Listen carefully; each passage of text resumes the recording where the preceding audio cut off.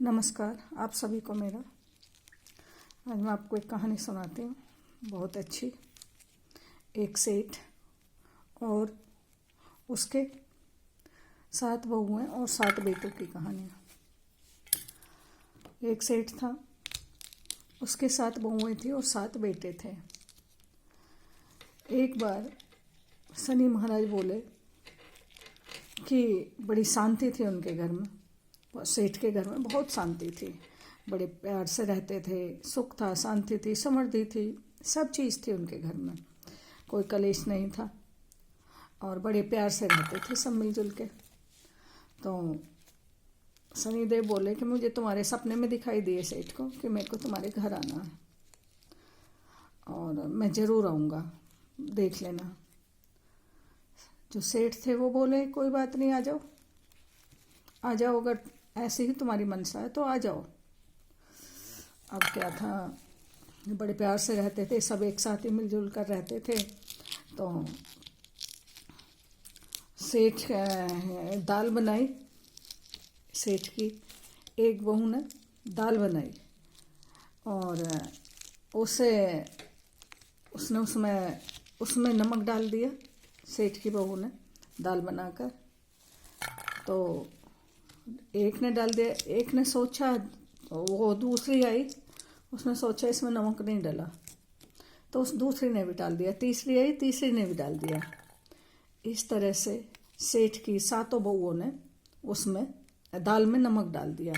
अब जब 7 बहुएं नमक डालेंगी तो कितना नमक हो जाएगा, फिर उसमें वो खाई जाएगी, दाल नहीं खाई जाएगी ना।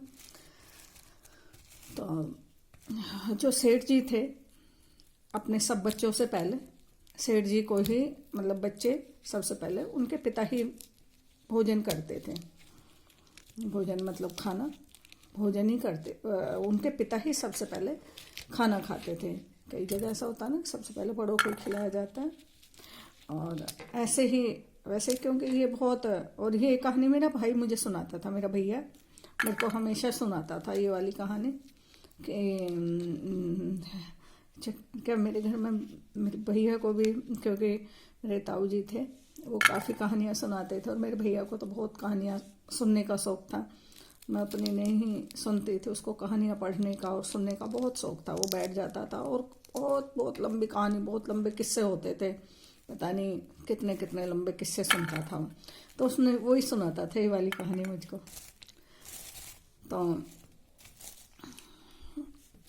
वो सभी बहुओं ने, 7 बहुओं ने उसमें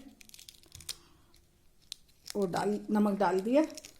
अब क्या था, नमक तो डल गया। 7 बहुओं ने जब नमक डाल दिया तो नमक डाल दिया तो दाल बिल्कुल कड़वी हो गई।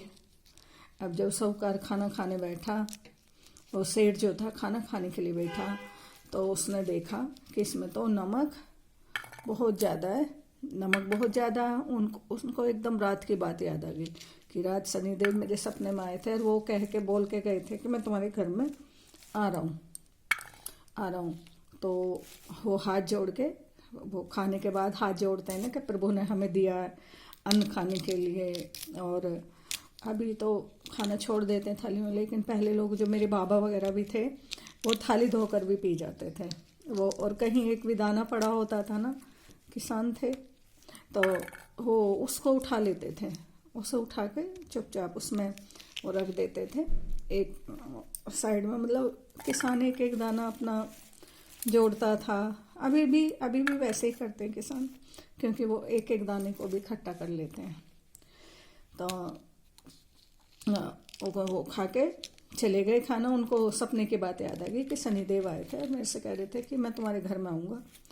और उन्होंने सोचा कि ये अब उनके 7 बेटे भी आए फिर खाना खाने के लिए। वो खाना खाने बैठे तो अब कैसे खाएं खाना, उसमें नमक कितना। बेटों ने सोचा जब हमारे पिताजी इसको खाकर चले गए तो हम ही क्या करें। तो वो भी साहूकार सेठ के 7 बेटे भी खाना खाकर चले गए।